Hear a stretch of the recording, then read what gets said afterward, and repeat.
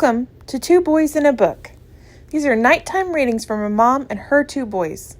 Let's go on an adventure through reading. Chapter 22, Captain Nemo's Thunderbolts. Without getting up, we looked in the direction of the forest. My hand stopped halfway up to my mouth, but Ned completed the trip. "Stones don't fall from the sky," said Conseil, "unless perhaps it was a meteorite." Another carefully polished stone knocked a ringdove leg out of Conseil's hand, therefore strengthening his argument. We all three got up and shouldered our rifles, ready for an attack. "Is it a monkey's?" cried Ned Land. "Almost," replied Conseil. "It's savages!" "Head for the dinghy!" I cried, going toward the river. It became necessary to beat a hasty retreat, for 20 or so natives armed with bows and slings had appeared at the edge of a copse over to the right, scarcely 100 paces away. Our dinghy was beached about 60 feet in front of us. Even though the savages advanced slowly without running, they were clearly in a very hostile frame of mind. Stones and arrows rained around us. Ned Land did not want to abandon his provisions, and in spite of the fast increasing danger, he tucked the boar under one arm and the kangaroos under the other, and broke camp as fast as he could. Within 2 minutes, we were at the water's edge, and only took a moment to put our provisions and our arms in the dinghy, push it to the water, and put out our oars in place. We had not gone 400 yards when 100 savages, shouting and waving their arms about, entered the water up to their waists. I looked to see if their appearance had made anybody come out on the deck of the Nautilus, but it had not. The big vessel lay out in the open water, absolutely deserted. 20 minutes later, we were climbing on board. The hatches were open. After making fast, the dinghy went below. As I drew near, I could hear music coming from the lounge. There was Captain Nemo bent over his organ, lost in musical ecstasy. "Captain!" I said. He did not hear me. "Captain!" I repeated, tapping him on the shoulder. He gave a start and turned around. "Oh, it's you, Professor," he said. "How was your hunting expedition? Did you find any interesting botanical specimens?" "Yes, Captain," I answered, "but we're unfortunately brought back with us a herd of two-legged creatures that make me a little nervous." "What sort of two-legged creatures?" "Savages." "Savages?" replied Captain Nemo in an ironic tone of voice. "Does it surprise you, Professor, to set foot on land and find savages? Where won't you find savages? Besides, these creatures you call savages, are they any worse than others?" "But, Captain—" "As for me, Monsieur, wherever I went, I saw nothing but savages." "But if you don't want them on board the Nautilus," I replied, "you would do well to take some precautions." "Calm down, Professor. There's nothing to worry about." "But there are a lot of them." "How many did you count?" "At least 100. "Monsieur Aronnax," answered Captain Nemo once again, placing his finger on the keyboard of the organ. "Even if all the natives of New Guinea were gathered together on the beach, the Nautilus would have no reason for fear of attack." The captain's fingers started running over the keyboard, and I noticed that he played only black keys, which gave his melodies an essentially Scottish flavor. He had soon forgotten my presence and was once again deep in reverie, and this time I made no effort to dispel it. I went back up the platform. It was already night, for in these latitudes the sun sets quickly without any period of twilight. I could just barely make out Gueboroar Island, but numerous fires on the beach told me that the natives had no intention of leaving. I stayed alone on deck for several hours, sometimes thinking about these natives, but without being afraid, for I had been won over by the captain's imperturbable confidence, and sometimes forgetting them and admiring the splendor of the tropical night. My thoughts also drifted towards France, in the wake of stars which would be over in several hours. The moon shone amid the constellations of zenith, then led me to think that the day after tomorrow this faithful, obliging satellite would return and lift the Nautilus from its coral bed. Toward midnight, seeing that everything was calm on the dark ocean as well as beneath the trees on the shore, I returned to my cabin and went peacefully to sleep. The night passed without mishap. The Papuans were undoubtedly terrified by the sight of the monster grounded in the bay, for the open hatches would have given them easy access to the inside of the Nautilus. At 6 o'clock on the following morning, it was the 8th of January, I went back up the platform. Dawn was breaking. As the mist rose, the island slowly came into view, first its beaches, then its mountain peaks. The natives were still there, but in far greater numbers than any day before. 500 or 600, perhaps. Some of them had taken advantage of the low tide and had advanced along the tops of corals to less than 400 yards from the Nautilus. I could see them clearly. They were true Papuans with handsome faces and athletic bodies, high and broad foreheads, noses that were wide but not flat, and white teeth. Their woolly hair was dyed red and thus provided sharp contrast to their black, shining bodies.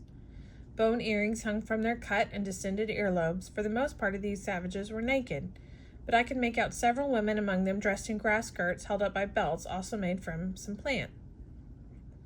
Several of the chieftains wore necklaces made of crescent-shaped objects or red and white beads. Almost all of them were armed with bows, arrows, and shields, and around their shoulders hung a kind of net containing the stones they hurled from their slings with deadly accuracy. One of the chieftains nearest the Nautilus was examining it carefully. He must have been very high-ranking Mado, because he was dressed in banana leaves with scalloped edges and painted in bright colors. I could have shot this native easily, for he was only a short distance away, but I thought it best to wait for really hostile demonstrations. In relations between Europeans and savages, it is best for Europeans not to attack first. During the entire period of low tide, these natives prowled around the Nautilus, but without being in the least troublesome. I heard them repeat the word "assay" many times, and by their gestures I understood they were inviting me to come ashore with them, an invitation I felt I should decline. So for the entire day, the dinghy did not leave the side of the Nautilus, to Ned Land's great annoyance, for he had wanted to complete his supply of provisions. This clever Canadian spent his time preparing the food he had brought back from the Gubarar Island the day before. As for the savages, they headed back towards the beach about 11 in the morning, as soon as the tops of the corals began to disappear beneath the rising tide. But I could see that more and more of them were congregating on the beach.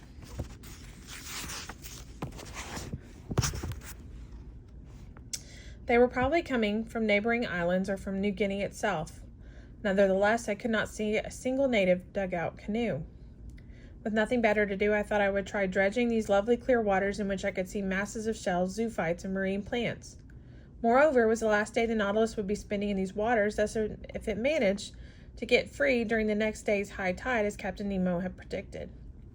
So I called Conseil, and he brought me a small, light dredge, more or less like those employed by the fishermen. "About those savages," he said, "if Monsieur doesn't mind me saying so, they don't seem to have very bad intentions." "All the same, they're cannibals, my boy." "A cannibal can still be an honorable man," replied Conseil. "Just as a glutton can be honest, one doesn't exclude the other." "That's all very well, Conseil. I'll even grant you that these cannibals are honorable and that they go about devouring their prisoners honorably. But since I don't like the idea of being devoured, even honorably, I'll stay on my guard. For the commander of the Nautilus seems to be taking no precautions whatsoever. Now to work." We finished for 2 hours without bringing up anything of value. One dredge would fill up the Midas's ears, harp shells, melanae, and the loveliest hammer shells I had ever seen.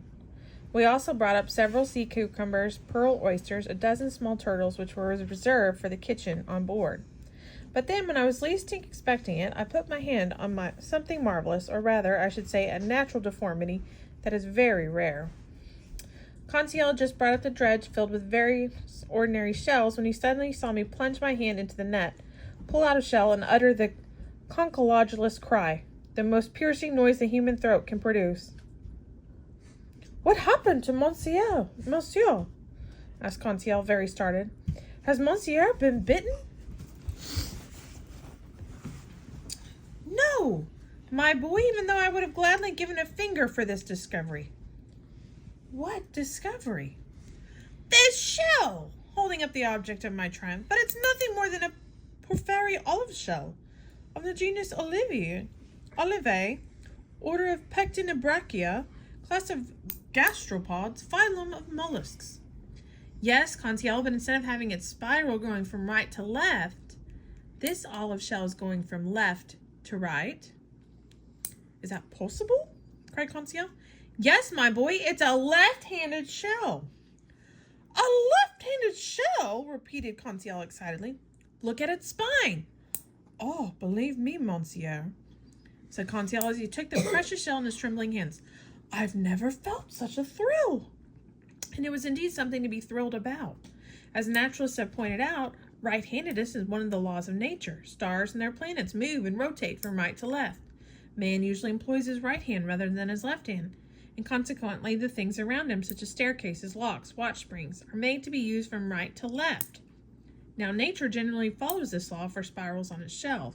They are all right-handed with rare exceptions, and one happens to find a specimen that is left-handed. Collectors will pay you its weight in gold. Conseil and I were absorbed in the contemplation of our treasure, and I was promising myself to give it to the museum when at luck would have it, a stone thrown by the native came and shattered this precious object in Conseil's hand. I let out a cry of despair. Conseil grabbed my gun and aimed it at a savage waving his sling about 30 feet away. I tried to stop him, but he fired and broke the charm bracelet hanging on the native's arm. Conseil! I cried. Conseil!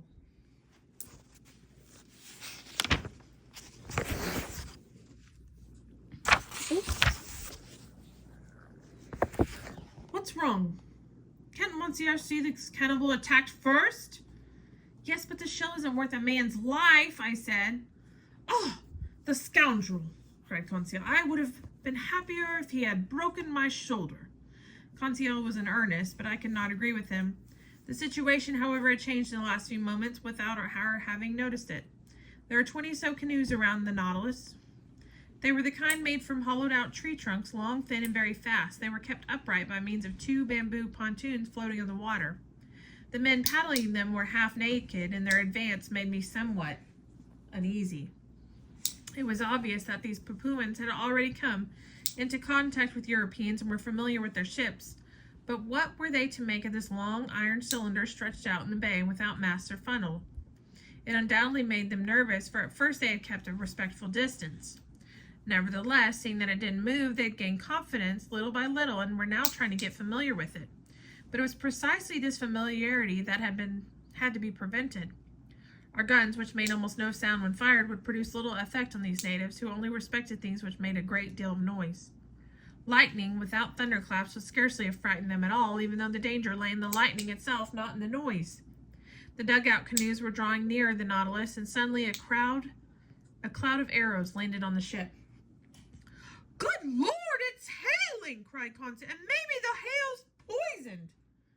We must warn Captain Nemo, I said, as I went below. I entered the lounge. No one was there. I gathered up my courage and knocked on the door of the captain's cabin. A voice said, "Come in." I entered and found Captain Nemo, deep in mathematical calculations, covering sheets of paper with X's and other algebraic signs.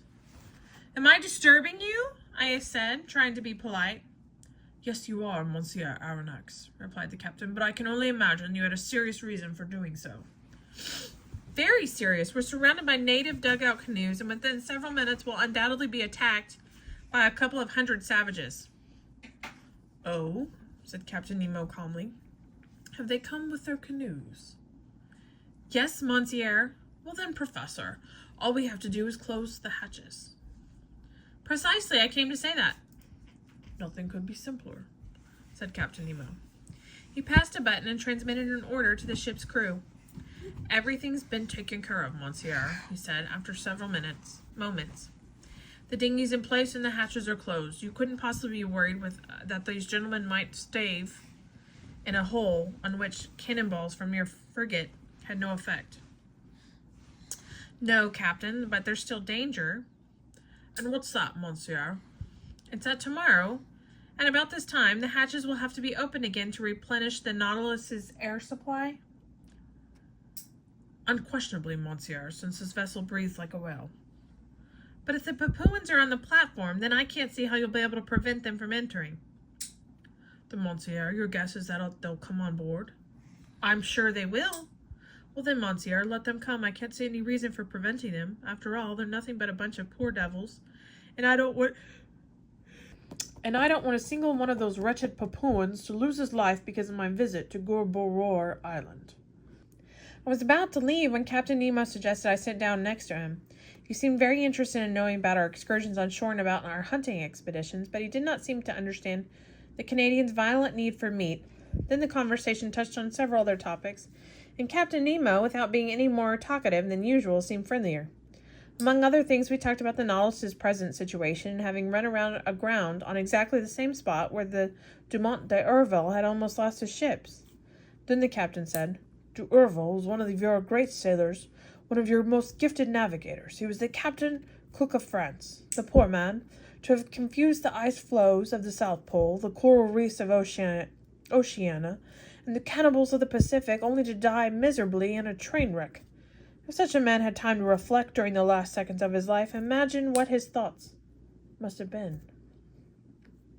As he talked about d'Urville, Captain Nemo seemed deeply moved, and I can only put this to his credit.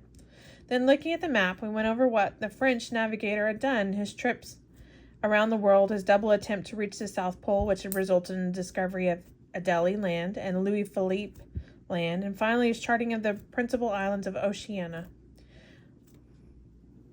"What your d'Urville did on the surface of the ocean," said Captain Nemo, "I have done beneath the surface, and more easily and completely.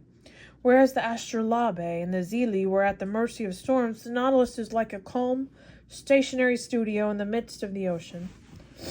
"Yes, Captain," I said, "but there's still one way in which the Nautilus resembles Dumont d'Urville's corvettes." "How, Monsieur?" "It's that the Nautilus has become stranded, just as they did."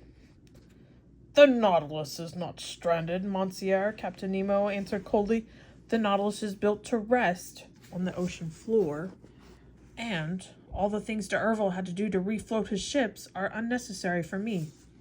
The Astrolabe and the Zélé almost perished, but the Nautilus is no danger at all.